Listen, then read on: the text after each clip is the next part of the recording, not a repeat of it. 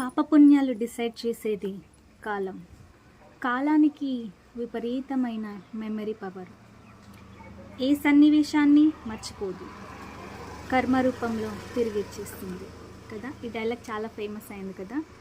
So ఏంటంటే ఏదైనా మనం ఎవరికైనా ఏదైనా అపకారం చేసినా ఉపకారం చేసినా అది గుర్తుపెట్టుకుంటుంది కదా. మంచి చేస్తే మంచిని ఇస్తుంది, చెడు చేస్తే చెడుతనాన్ని ఇస్తుంది. కానీ నేను అంటే ఆలోచించింది, నేను తప్పు చేసిన అన్నప్పుడు ఆ సజా కూడా అట్లనే తెలిసి రావాలని నా ఒపీనియన్ అనమాట.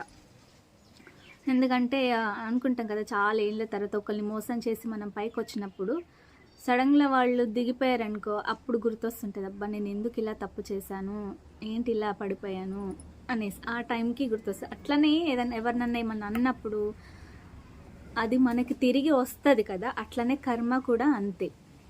ఓకే, సో ఈ వీడియో నచ్చినట్లయితే, నేను చెప్పిన దాంట్లో ఏదైనా మిస్టేక్స్ ఉంటే నాకు కామెంట్ చేయండి, లేదు మంచి చెప్పిరంటే లైక్ ఇవ్వండి.